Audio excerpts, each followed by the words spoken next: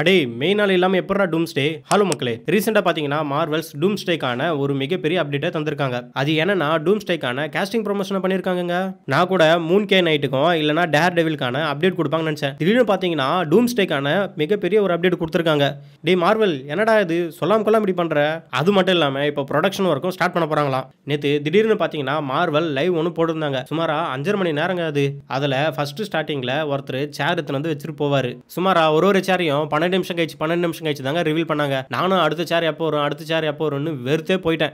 அந்த சேர்ல பார்த்தீங்கன்னா கேஸ்டிங் ஆன நேம் இருந்திருக்கும். அந்த மாதிரி 25 சேரும் 25 கேஸ்டிங் நேமை இப்போ ரிலீஸ் பண்ணியிருக்காங்க. டூம்ஸ்டே படம் வரதுக்கு முன்னாடியே ப்ரொமோஷன் ஒர்க்கை ஸ்டார்ட் பண்ணிட்டாங்க. இப்பயே பீக் அல்லது இன்னும் படம் வரும்போது எப்படி இருக்க போதோ. இதில் கேஸ்டிங் நேமா யாரெல்லாம் அனௌன்ஸ்மெண்ட் பண்ணியிருந்தாங்கன்னா ஃபர்ஸ்ட் சேர்லேயே பார்த்தீங்கன்னா நம்முடைய தோருடைய நேமை தான் ரிவீல் பண்ணியிருந்தாங்க. நீங்கள் உடனே கேட்கலாம், தோருடைய பேர் மட்டும் ஏன் ஃபர்ஸ்ட்டில் வச்சாங்க?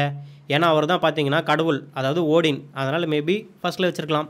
ரெண்டாவது பார்த்தீங்கன்னா நம்ம ஃபேண்டாஸ்டிக் ஃபோரான சூசன் ஸ்டார்ம், இவங்க கண்டிப்பாக இருந்ததாகணும். ஏன்னா டூம்ஸ்டேனாவே ஃபேண்டாஸ்டிக் ஃபோர் வச்சு தான் போகும். ஸோ ஃபேண்டாஸ்டிக் ஃபோர் இல்லாமல் டூம்ஸ்டே கண்டிப்பாக கிடையாது. மூணாவது பார்த்தீங்கன்னா நம்ம சாம் வில்சன், அதாவது நியூ கேப்டன் அமெரிக்கா, அதாவது கேப்டன் அமெரிக்கா மாதிரி கேப்டன் அமெரிக்கா. நாலாவதாக பார்த்தீங்கன்னா நம்ம பக்கி பான்ஸ், கேப்டன் அமெரிக்கா, அப்புறம் தண்டர் போல்ட்ஸ், இவங்க எல்லாம் பார்த்தீங்கன்னா ஒரு தனி டீமாக டூம்ஸ்டேல இருக்க போகிறாங்க. அஞ்சாவதாக பார்த்தீங்கன்னா நம்ம பிளாக் பேந்தர் சூரி தாங்க. இவங்க கண்டிப்பாக இருந்ததாகணும். ஏன்னா டூம்ஸ்டே நடக்க போகுதுன்றத முதல்ல பிளாக் பேந்தர் தான் கண்டுபிடிப்பார். அதாவது மல்டி யூனிவர்ஸ் நடக்க போகுதுன்றது உணர்றது ஃபர்ஸ்ட் பிளாக் பேந்தராக தான் இருப்பார். அஞ்சாவதாக பார்த்தீங்கன்னா நம்ம ஆண்ட்மேன் தாங்க. எல்லா சேரையும் பெருசாக காட்டிட்டு இவர் சேரை மட்டும் என்னமோ காமெடியாக சின்னதாக காட்டியிருப்பாங்க.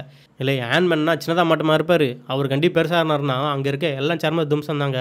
ஆறாவதாக பார்த்தீங்கன்னா யூஎஸ் ஏஜென்ட். நான் சொன்னேன் பார்த்தீங்களா ஃபர்ஸ்ட்டே தண்டர் போல்ட் டீம் இருப்பாங்கன்ட்டு, அதில் இவரும் ஒருத்தராக இருப்பார். ஏழாவதாக பார்த்தீங்கன்னா நமோர், அதாவது பிளாக் பேந்தரில் வில்லனாக வந்திருப்பார்ல, அவர் தான் அது.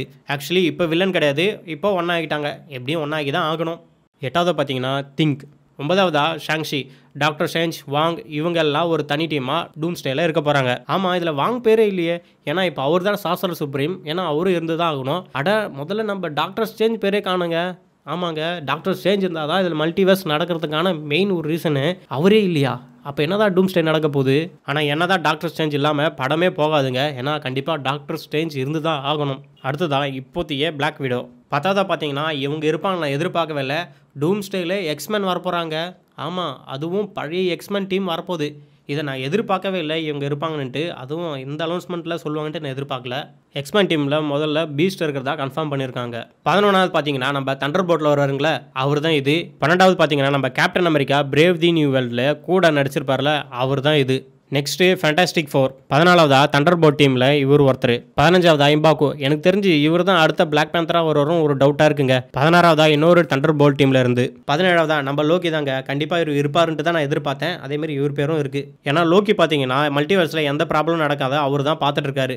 ஸோ கண்டிப்பாக டூம்ஸ்டே அவர் இல்லாமல் கதையே போகாது. என்ன ஒன்று, தோருக்கு லோக்கி டிவியில் இருக்காருன்னு தெரியவே தெரியாது. ஆனால் லோக்கிக்கு எல்லாமே தெரிய வாய்ப்பு இருக்குது. அடுத்ததா நம்ம எக்ஸ்மேனுடைய ப்ரொஃபஸர் மற்றும் மெக்னிட்டோ. அப்புறம் இந்த ஒரு கேரக்டரை பழைய எக்ஸ்மென் டீமில் பார்த்துருக்கலாம். அடுத்ததான் இன்னும் 2 பேர் எக்ஸ்மென் டீம்ல இருந்து ஓவரால் டூம்ஸ்டேல எக்ஸ்மென் டீம் இருக்க போகிறாங்க.